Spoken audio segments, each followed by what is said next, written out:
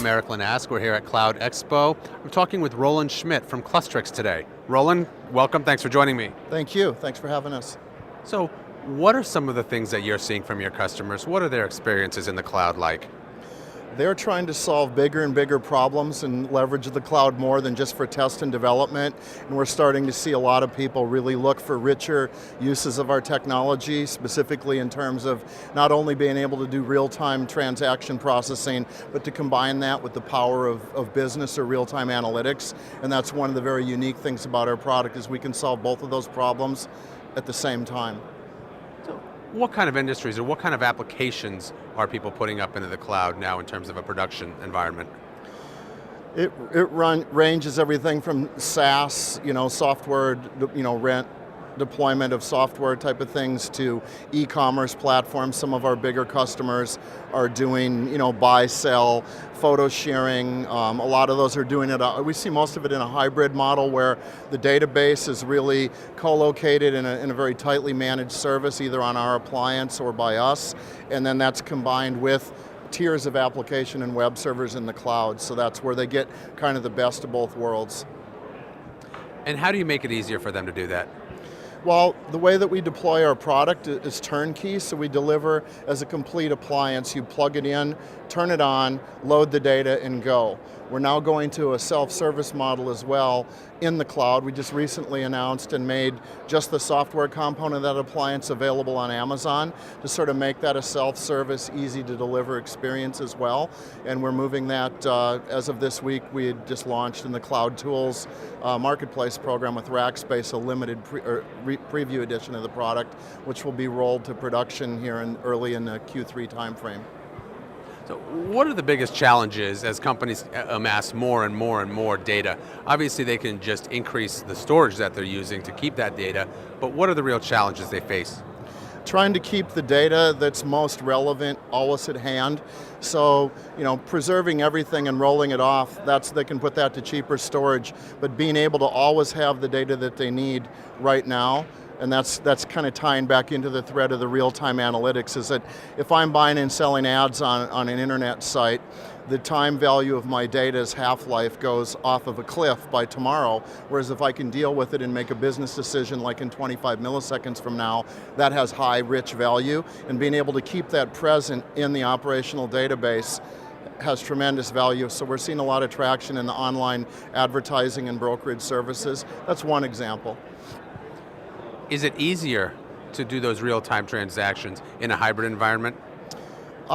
In a database like ours, yes, because everything is unified and converged, because we have multiple nodes that each have multiple cores and a very intelligent query evaluation and planning mechanism.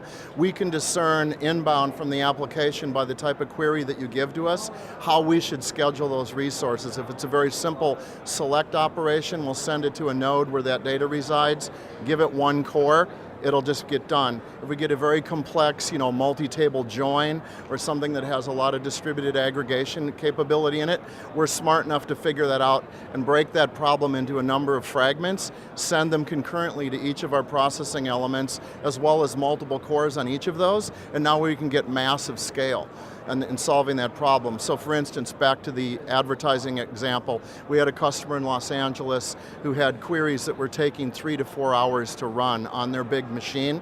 They moved into a 5-node Clustrix. Those same queries without modification run in 15, 17 seconds. That's a massive scale difference. How much of it can be automated? Almost all of that is automated. The customer does nothing with the application to avail themselves of that value. They simply point at our database instead of a standard MySQL, because unlike many of the new SQL databases out there, the transactional ones like us, we've made our database completely compatible with the MySQL dialect. So you simply just look at us as though we're one big does-everything monolithic SQL instance, and you don't have to deal with the complexity under the hood. It's fully instrumented. A lot of the database administration has been automated by our software, and then we back that with 7x24 engineers proactively monitoring that database for you, whether it's your appliance or whether it's our service in the cloud. So you get the best of all of that and lower OpEx to boot. Should businesses be concerned about what may be happening with their data? Who's looking at their data in light of the recent reports regarding the NSA?